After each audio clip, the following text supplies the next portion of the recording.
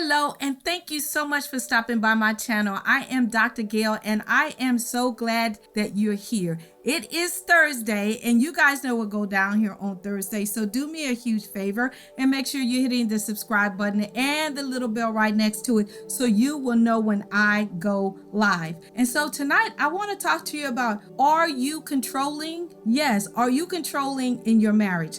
Now, this might be a hard pill to swallow because it was one for me when Gail told me, gee, you are very controlling. And this was years ago. And I'm like, no, I'm not. But when I checked myself against these 5 things, I had to go back and apologize and realize that I did have some controlling tendencies. And let me just tell you, you're married to a whole grown adult, so you don't have to control them. You need to be having conversations with them if they're doing something or saying something that is bothering you, but not being controlling, because again, that can ruin your marriage. Just trying to be somebody's mother or somebody's father. They did not marry their parents, they married you. And I had to, again, to take credit for some of my behavior. And so again, what I'm teaching you guys tonight is something that I had to conquer, and I still have to conquer, because sometimes I forget that I'm talking to Gail and I think I'm talking to one of my children, and I'm just being open and honest. And you guys know I am open and honest here on my channel. We're bringing sexy back. We're bringing sexy back. Let's get it started. Harder, won't you give it up? So, red flag number 1, are you jealous no matter what the situation is? Or are you jealous for no reason, right? Of the opposite sex. If somebody walks in the room and your wife or your husband might just glance over there, you go off. Why? Is that an insecurity within you? Or is it that you have some unresolved issues? Right? But you're just jealous for no reason of the opposite sex, and you always threaten, like, what you looking over there for, and do you want to be with them? Those kind of things is controlling, because it puts your spouse in a situation where they feel that they can't even look anywhere but just look straight ahead. It's not normal behavior. And I know you're like, well, Dr. Gail, you know, my husband has a wandering eye, or Dr. Gail, my wife is always flirting with other guys, but they chose you. And if you don't want them engaging with the opposite sex, that is unrealistic, because everywhere we go is the opposite sex. And I'm not saying to not be alert if your spouse has been disrespectful and adultery has been there, but you need to have a plan to deal with those things and not be so controlling. You stifle them from having a life, and they stifle you from having a life. Okay, so that's red flag number 1. Red flag number 2, you use blackmail tactics to get your way. You blackmail your spouse into doing or saying something so you can have your way. That is unfair. That is your spouse. You should be able to have conversations and not say, well, if you do this, I'm gonna do this, and if you don't do this, then I'm not gonna do this for you. That's not living. That is not a marriage. Do not blackmail your way into getting whatever you want out of your spouse. Red flag number 3 is you make your spouse feel guilty all the time. Guilty of their success, guilty of their failures, guilty of them not being able to do X, Y, and Z. Guilty, guilty, guilty, guilty, guilty. That is so unfair. Guilty that they made a mistake. Guilty that they didn't say the right thing at the right time. Why do you make them feel guilty? Is it to make yourself look and feel better? What is it? Because that is a way to control somebody. And so it makes the other person second guess if they're good enough,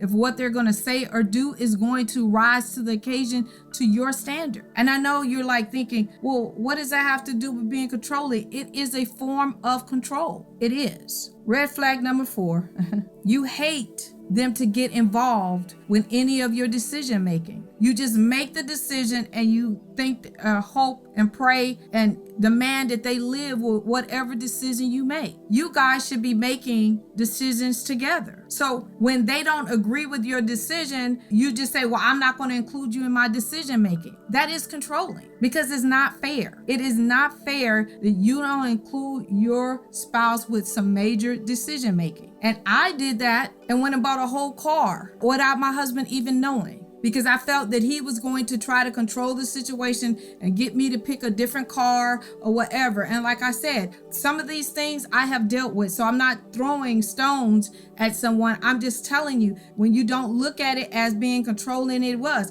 I was like, listen, I make my own money. I want this particular kind of car. I don't want Gail to tell me X, Y, and Z or whatever. I'm going to take control of this situation and I'm going to buy that car. And that was not fair, because if the shoe was on the other foot and he would have went and bought a whole car without even telling me, I would have exploded. But that was a way that I thought I was taking control of me and what my needs and my wants were at that time. And it was not correct. So you make decisions and don't even involve your spouse in the decision, but they have to live with the decision that you made. How is that not controlling, and how is that fair? And then that red flag number 5, you keep your spouse away from your family and friends. You keep them away. You keep them away from yours, and you keep them away from theirs. If that is not the number one controlling thing, I see it so much in my practice. Who are your friends? I don't have none. Why? Because my wife doesn't like any of my friends. Who are your friends? I don't have any, because my husband finds fault with every last one of my girlfriends. What are you guys going to do for the holidays? Nothing, because she doesn't like my family. She doesn't like my mother. She doesn't like my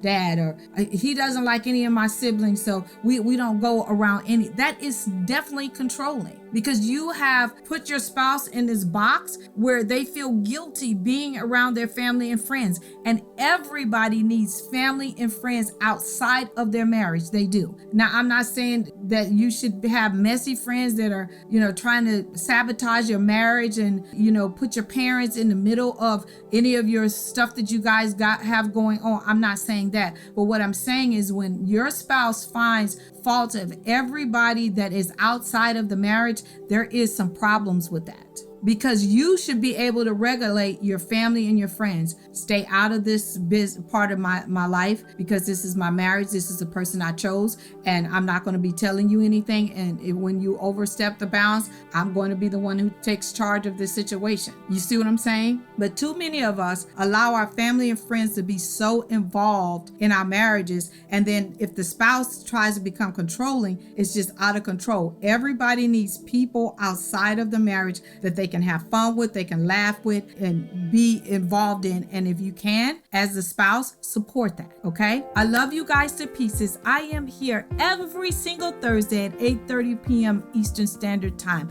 But before I go, if you want someone to get this video or any other of my videos, please do me a favor and click the link below, and me and my team members will be happy to send it on your behalf. I will see you next week.